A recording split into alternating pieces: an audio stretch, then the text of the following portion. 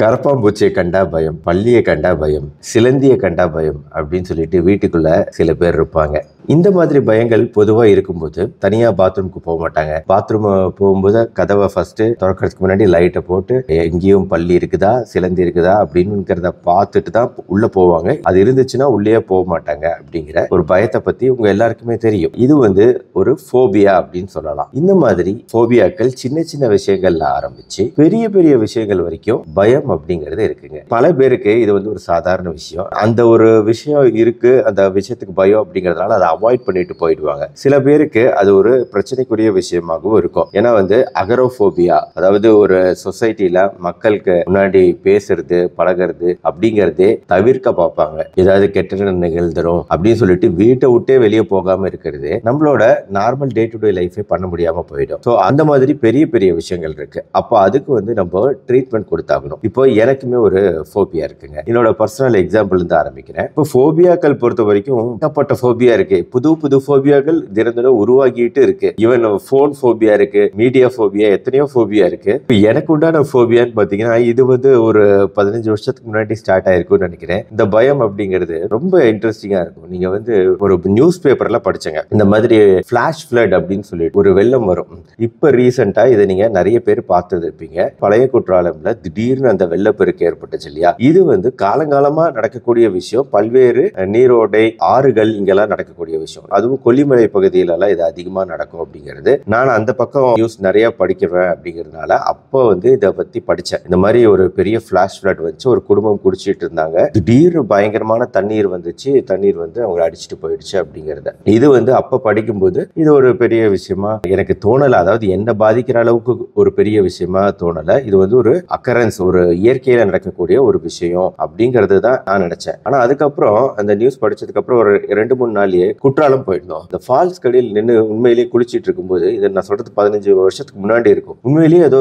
ஒரு பெரிய flash flood வந்துருச்சு, அதிகமான தண்ணீர் நம்மளை அடிச்சுட்டு போகுது அப்படிங்கிற அந்த நியூஸ், அந்த நியூஸ் நம்மளுக்கு நடந்துருமோங்கிற ஒரு நினைப்பு என் மனசுல வந்துச்சு. நான் இப்படி சாதாரணமா தான் நினைச்சேன். ஆனா உடனே இதயம் பட்டன்னு துடிக்க ஆரம்பிக்கிறத கொஞ்சம் கொஞ்சமா உணர முடிஞ்சிச்சு. அப்புறம் மூச்சு விடுறதுக்கு கஷ்டமா இருந்துச்சு. ஒரு ஸ்டேஜ்ல அப்படி பயந்து போய் ஃபால்ஸ் விட்டு வெளியே வந்துட்டேன். உண்மையிலே அப்படி நடக்கல, இருந்தாலும் இது இப்படி ஒரு விஷயம் நடக்கும் அப்படிங்கிற ஒரு பயம் நம்ம மனசுக்குள்ள எப்படியோ வந்துருச்சுங்க. அது நான் அந்த பயத்தினால இது அப்படின்னு அப்ப எனக்கு நினைக்கல. ஆனா போக போக இது எப்படி கன்வெர்ட் ஆச்சுன்னு பாருங்க. சாதாரணமா ஒரு வீட்டுல ஷவருக்கு அடியில நின்று, நம்ம வீட்டு ஷவருக்கு அடியில தண்ணீரை தொடர்ந்து ஷவர்ல நம்ம தலைக்கு குளிக்கும் போது அதிகமான தண்ணீர் நம்ம மேல படும்போது ஃபால்ஸ் மாதிரி நம்ம கண்ணை மூடிட்டு தான் இருப்போம் அந்த சமயத்துல. அப்போ உண்மையிலேயே தண்ணீர் நிறைய கொட்டுது. ஃபால்ஸ்ல எனக்கு ஏற்பட்ட அந்த அனுபவம், திடீர்னு படப்படன்னு நெஞ்சு துடிக்க ஆரம்பிச்சு மூச்சு விட கஷ்டமா ஆனது, ஷவர் கடியில வருது. வீட்டுக்குள்ள நம்ம குளிக்கக்கூடிய ஷவர் தண்ணியில வருது. நம்ம தொட்டி தண்ணியில இருந்தா தண்ணீர் வருதுன்னு தெரியுது.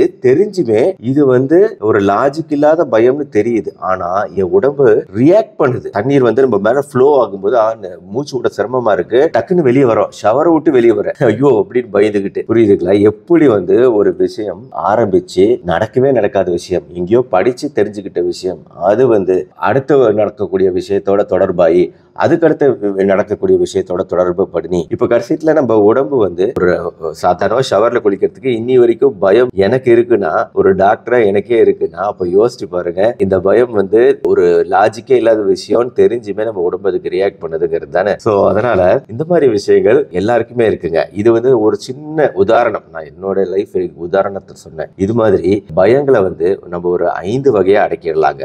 முதல் பயம் விலங்குகளுக்கு எதிரான பயம். அதாவது சிலந்தி, பூச்சி. விலங்குகள்லாம் இப்போ நாய்க்கு நிறைய பேர் பயங்கரமா பயப்படுவாங்க, படபடன்னு டென்ஷன் ஆயிருவாங்க. அதே மாதிரிதான் சாதாரணமா சிலந்தி, பல்லி, கரப்பாம்பூச்சி போன்ற பூச்சிகளுக்கு இதே அளவுக்கு பயம் இருக்கும். அப்ப அவங்களுக்கு நான் சொன்ன மாதிரி அவங்க உடம்பு ரியாக்ட் பண்ணும். நாம நினைப்போம் என்ன இது ஒரு சாதாரண விஷயம், இதுக்கு போய் இப்படி பயப்படுறீங்க, ஒண்ணும் பண்ணாது அப்படின்னு நம்ம சொல்றோம். ஆனா யோசிச்சு பாருங்க, என்னோட எக்ஸ்பீரியன்ஸை யோசிச்சு பாருங்க. அதே எக்ஸ்பீரியன்ஸ் அவங்களுக்கு வரும். ஒரு பல்லியை பார்க்கும்போது படபடப்பட நெஞ்சு துடிக்கி அப்படின்னு சொல்லிட்டு பயம் வருது. அந்த படபடப்பு அந்த மூச்சு விடுற தொந்தரவு ஒரு பூச்சியை பாக்குறதுனால எப்படியோ உருவாகிடுச்சு. எனக்கு எப்படி ஒரு நியூஸை படிச்சு உருவாகுச்சோ அந்த மாதிரி அவங்களுக்கு ஏதோ ஒரு காரணத்தினால உருவாகி இருக்கலாம். அப்ப நம்ம வந்து குறைச்சிட முடியும். இப்ப எனக்கு உண்டான பிரச்சனையை நான் குறைச்சிட முடியும். இதுக்கு உண்டான ட்ரீட்மெண்ட் இருக்கு. இருந்தாலும் ஃபர்ஸ்ட் விஷயம் இதுங்க, விலங்குகள், பல்வேறு விலங்குகள், நாய் மட்டும் இல்ல, பூனை, பல விஷயங்களுக்கு பல பேர் பயப்படுவாங்க. First category. ரெண்டாவது, நம்ம சுற்றுப்புற சூழ்நிலைகள். முதல் விஷயம் வந்து இருட்டு. இரவு நேரத்துல இருட்டு அப்படிங்கிறது அதே வீட்டுல தான் நம்ம இருக்கிறோம். ஆனா லைட்டை ஆஃப் பண்ணப்புறம் அந்த இருட்டுக்குள்ள போறதுக்கு பயப்படுறவங்க எத்தனையோ பேர் இருக்கிறாங்க. அந்த இருட்டுல ஏதாவது இருக்கும், ஏதாவது பேய் வந்துடும், அது வந்துடும், இது வந்துடும் பயப்படக்கூடியவங்க எத்தனையோ பேர் இருக்கிறாங்க. நம்ம வீட்டு குழந்தைகளுக்கு இது பொதுவா காமனா இருக்கும். இப்பதாண்டா போய் கிச்சன்ல சாப்பிட்டுட்டு வந்தோம், அதே கிச்சனுக்கு போய் தண்ணி எடுத்துட்டு வா அப்படின்னு சொல்லிட்டு நைட் எல்லாம் தூங்கினதுக்கு அப்புறம் லைட்டை ஆஃப் பண்ணதுக்கு அப்புறம் போய் லைட்டை போட்டு தண்ணி பிடிச்சிட்டு வானா தண்ணி பிடிச்சிட்டு வர மாட்டாங்க. ஏன்னா இருட்டு பயம். அதே மாதிரி இடி இடிச்சா அதுக்கு ஒரு பயம், பயங்கரமான பயம். உயரமான இடத்துக்கு போறோம் அப்படின்னா அந்த உயரமான இடத்துல இருந்து எட்டி பார்க்கறதுக்கு பல பேர் பயப்படுவாங்க. இது சின்ன குழந்தைங்களுக்கு இல்ல, பெரியவங்கள வரைக்கும் எல்லாருக்குமே இந்த உயரம் பயம் அப்படிங்கிறது இருக்கும். இந்த மாதிரி நம்ம சூழ்நிலைகள்ல சுற்றுப்புறத்துல இருக்கக்கூடிய பல விஷயங்களுக்கு நம்ம பயப்படுவாங்க. இது வந்து ஒரு டைப் ஆஃப் பயம். ரெண்டாவது கேட்டகரி. மூணாவது கேட்டகரி, இது வந்து நம்ம மெடிக்கல் ப்ராப்ளம்ஸ், ரத்தம், அடிபடுதல். அதாவது நான் ஒரு உதாரணம் சொல்றேன் பாருங்க. இப்போ சூப்பரா படிக்கக்கூடிய குழந்தைங்க எத்தனையோ பேர் இருக்காங்க. ஆனா அவங்க மெடிக்கல் கோர்ஸ் படிக்கிறதுக்கு எதுக்காக பயப்படுவாங்கன்னு பாத்தீங்கன்னா அவங்களுக்கு ரத்தத்தை கண்டா பயம். இது ரொம்ப காமனான விஷயம். நிறைய பேர் இதை ஃபேஸ் பண்ணிருப்பீங்க. ரத்தத்துக்காக பயந்ததுனால அவங்க மெடிக்கல் கோர்ஸே எடுக்க மாட்டாங்க. ஸோ இது வந்து ரத்த குறித்த பயம். இது எதனால ஏற்படுது?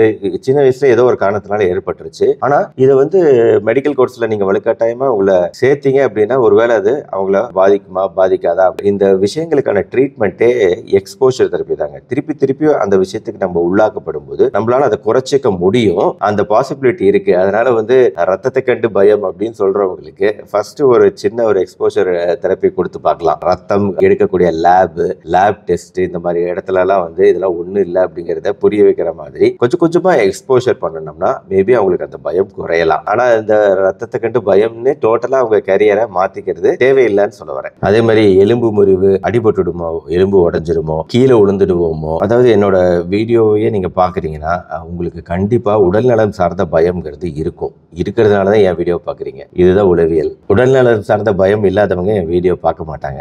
நாலாவதுங்க, ஒரு சிச்சுவேஷன், ஸ்பெசிபிக்கா ஒரு சிச்சுவேஷன். அதாவது நம்ம எஸ்கலேட்டர்ல இறங்குறது பயம், வண்டி ஓட்டுறது பயம், 4 வீலர் ஓட்டுறது பயம், விமானத்துல பறக்கிறது அப்படிங்கிறது பயம். இந்த மாதிரி ஒரு குறிப்பிட்ட விஷயங்கள் செய்யும் போது இல்ல நம்ம அதுல உள்ளாக்கப்படும் போது அதனால உண்டாகக்கூடிய பயம்ங்கிறது அது ஒரு கேட்டகரி. நாலாவது கேட்டகரி. அஞ்சாவது, காரணம் இல்லாத விஷயங்கள்ங்க. அதிகமான சத்தம் சில பேருக்கு பயங்கரமான பயத்தை உண்டாக்கும். படபடப்பு, மூச்சு வாங்குறது சிரமத்தை உண்டாக்கும். கடலை கண்டாலே பயம். கடலோட ஆழம் எப்படி இருக்கும் அப்படின்னு சொல்லிட்டு கடலை கண்ட பயம். நம்ம நேத்து பார்த்தோம்ல ஸ்லீப் பேராலிசிஸ், தூக்கத்துல வந்து பேய் வந்து நம்ம நெஞ்சு மேல உட்காருமான்னு பயம். பல்வேறு விதமான இப்போ நூற்றுக்கணக்கான போபியாக்கள் இருக்குங்க. எடுத்து நம்ம ஒன்னொன்னையும் பேச முடியாது, ரொம்ப பெரிய லென்த்தா போகும். அதனால எதுக்கெல்லாம் பயம் வருதோ அதுக்கு ஒரு புது பேரை வச்சிருது. இப்போ தண்ணீரை கண்டா பயம் அப்படின்னா வந்து இப்போ தண்ணீரை வந்து அதுக்கு உரிய கிரீக், லாட்டின் வார்த்தைகளை எடுத்து போட்டோம்னா சேர்ந்து போச்சு. போபியா அப்படிங்கிறது இதுக்கு பேரு. இப்போ இந்த போபியாங்கிற இந்த லாட்டின் வார்த்தையோட சேர்த்து இப்போ தண்ணீர் பயம் அப்படின்னா ஆங்கிலத்தில் தண்ணீருக்கு வாட்டர், அதை வந்து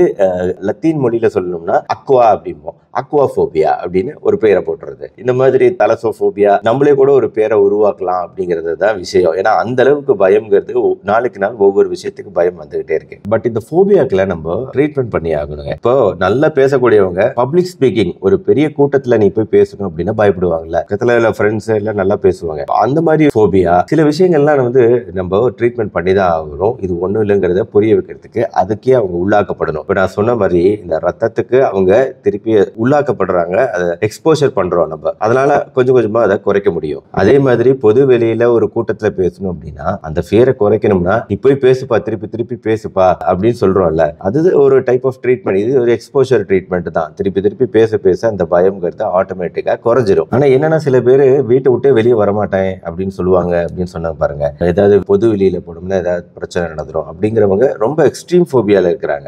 வெளியே வந்தாங்கனாலும் அவங்களால திங்கிங்க விட்டு வெளியே வர முடியாது. அப்ப இந்த மாதிரி இருக்கிறவங்க பேஷண்ட் தான். அவங்களுக்கு நம்ம என்னன்னா எக்ஸ்போஷர் கொடுக்கிறோம். அப்படி எக்ஸ்போஷருக்கு உள்ளாக்கப்படும் போது வரக்கூடிய அந்த சிம்டம்ஸ், பிசிக்கல் சிம்டம்ஸ் கண்ட்ரோல் பண்றதுக்கு உண்டான மாத்திரைகளையும் சில சமயம் கொடுக்க வேண்டியிருக்கலாம். இந்த படபடப்பு கூடவே வருது அப்படின்னா நம்ம பிபியை குறைக்கிற மாத்திரைகள் இருக்கு இல்லையா, அதுல ஒரு மாத்திரை வந்து இந்த பீட்டா பிளாக்கர் வகை மாத்திரைகள், ப்ரோப்ரோனால், இந்த மாதிரி மாத்திரைகள்லாம் வந்து நெஞ்சு படபடப்பு படபடன்னு இருக்கிறத குறைக்கும். அப்ப இந்த மாத்திரையை சேர்த்து அவங்களுக்கு ஒரு மினிமம் லோ டோஸ் கொடுத்து அந்த ஒரு குறிப்பிட்ட ஈவெண்ட்டுக்கு அவங்கள ஈடுபடுத்த வைக்கிறோம். இப்ப வெளியே போறது பயம் அப்படின்னா வீட்டை விட்டு வெளியே போக வைக்கிறோம். ஆனா ஒரு லோ டோஸ் மாத்திரையை சாப்பிட்டுட்டு வெளியே போறாங்க அப்படிங்கும்போது அந்த படபடப்பும் அவங்களுக்கு குறையும். அடிக்கடி அப்படியே கொஞ்சம் கொஞ்சமா வெளியே போக வச்சு அந்த சிச்சுவேஷன் அவங்க நினைக்கிறது தப்பு அப்படிங்கறது புரிய வச்சோம்னா கொஞ்சம் கொஞ்சமா இந்த பிரச்சனையில இருந்து வெளியே வந்துடலாம். நான் தொடர்ந்து ஃபால்ஸ் நம்ம வீட்டு ஷவர்ல அடிக்கடி குளிச்சு இது ஒண்ணு இல்லைன்னு நம்ம ஆழ்ந்த மூச்சை இழுத்து ஒண்ணு இல்லைன்னு என் மனசுக்கு நான் புரிய வச்சு கொஞ்சம் கொஞ்சமா அப்புறம் உண்மையான ஃபால்ஸுக்கு போய் குளிக்கிறது போன்ற விஷயங்களை கொஞ்சம் கொஞ்சமா பண்ண ஆரம்பிச்சாதான் இந்த பயம்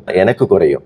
என் பின்னாடி வராரு, இவருக்குமே சில போபியாக்கள் உண்டு. என்னன்னா இந்த போபியா இருக்கிறவங்க கூட இந்த மது பழக்கம், மனச்சோர்வு, போதை பழக்கம், இந்த மாதிரி விஷயங்கள்லாம் எக்ஸ்ட்ரீம் விஷயங்களோட சேர்ந்து பயமும் இருக்கு அப்படின்னா அப்ப அதை ட்ரீட்மெண்ட் பண்றது இன்னும் அடுத்த லெவல் ட்ரீட்மெண்ட்டுக்கு நம்ம போக வேண்டியிருக்கும். இன்னும் கொஞ்சம் எக்ஸ்ட்ரா மாத்திரைகளோட சப்போர்ட்டோட இந்த பழக்கத்துல இருந்தும் அவங்க விடுபட்டு கொஞ்சம் கொஞ்சமா அந்த எக்ஸ்போஷருக்கு உள்ளானாங்க அப்படின்னா தான் அவங்களால இதுல இருந்து வெளியே வர முடியும். ஏன்னா இந்த மாதிரி விஷயங்கள் ரிஸ்க் ஃபேக்டர் தான். இந்த போபியாக்களோட எக்ஸ்ட்ரீம் ஃபார்ம் தான் பேனிக் அட்டாக் அப்படின்னு சொல்லுவோம். இப்போ இந்த பேனிக் அட்டாக் அப்படிங்கிறது கம்ப்ளீட்டா அவங்க ஃபுல் டென்ஷன் ஆயிருவாங்க. குறிப்பா பெண்கள்ல இதை பார்க்க முடியும். பயங்கரமா நெஞ்சு வலிக்குது, நான் சாக போறேன் அப்படின்னு சொல்லிட்டு கத்துன்னு கத்துவாங்க, பயந்து நடுங்குவாங்க, வேத்து ஊத்தும். இதை பார்க்கும்போது உண்மையிலேயே அவங்களுக்கு நெஞ்சு வலி வந்துருச்சோ அப்படின்னு நீங்க பயந்துக்குவீங்க. உங்களுக்கு நெஞ்சு வலி வர அளவுக்கு அவங்க ரியாக்ஷன் பண்ணுவாங்க. பொதுவா டீனேஜ் பெண்கள்ல பார்க்க முடியும். குறிப்பா டீனேஜ் பெண்கள்ல 12 வயசுல இருந்து 19 வயசுக்குள்ள இருக்கக்கூடிய பெண்களிடையே இது ரொம்ப காமன் பேனிக் அட்டாக். மற்ற ஏஜ் குரூப்லயும் காமன். இந்த மாதிரி பேனிக் அட்டாக்லாம் வரும்போது அது ஒண்ணுமே கிடையாது. ஆக்சுவலா அவங்களுக்கு உண்மையில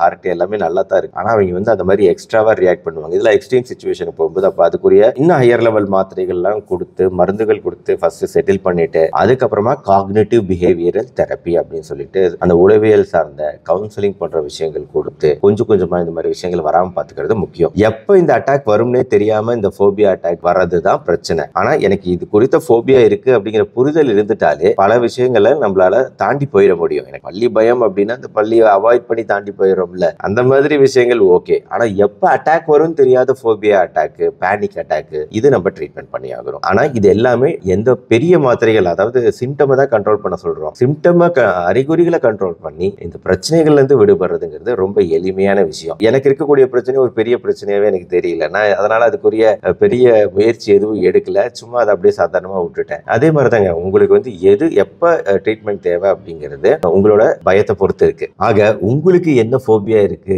அப்படிங்கறத நீங்க கமெண்ட் செக்ஷன்ல கட்டாயம் போடணும். ஏன்னா நிறைய பேருக்கு போபியா இருக்குங்கிறதுனால உங்களுக்கு எந்த விதமான பயம் இருக்கு, எதை கண்டா உண்மையில பயம், அந்த பயம்ங்கிறது இப்படி இருக்கணும், மூச்சு விட சிரமமா இருக்கணும், நெஞ்சு அப்படியே அழுத்தி பிடிக்கிற மாதிரி இருக்கணும், பயங்கரமான படபடப்பு வரணும், அந்த மாதிரி ஒரு விஷயம் எது உங்களை பயமுறுத்துது ஆனா உங்களுக்கு தெரியுது இதனால எந்த பிரச்சனையும் கிடையாது அப்படின்னு எல்லாருக்குமே தெரியும், தெரிஞ்சு உங்களுக்கு அந்த பயம் வருதுன்னா அதை கமெண்ட் செக்ஷன்ல போடுங்க. ஆக போபியாக்கள் பயம் குறித்த இந்த வீடியோ உங்களுக்கு கண்டிப்பா உபயோகமா இருக்கும்னு நினைக்கிறேன். இந்த வீடியோ கண்டிப்பா உங்களுக்கு பிடிச்சிருந்துச்சுன்னா லைக் பண்ணிட்டு உங்க ஃப்ரெண்ட்ஸ் ரிலேட்டிவ்ஸ்க்கு ஷேர் பண்ணுங்க. மறுபடியும் நாளைக்கு இன்னொரு இன்ட்ரெஸ்டிங்கான மருத்துவ வீடியோவோட உங்களை மீட் பண்றேன். நன்றி, வணக்கம்.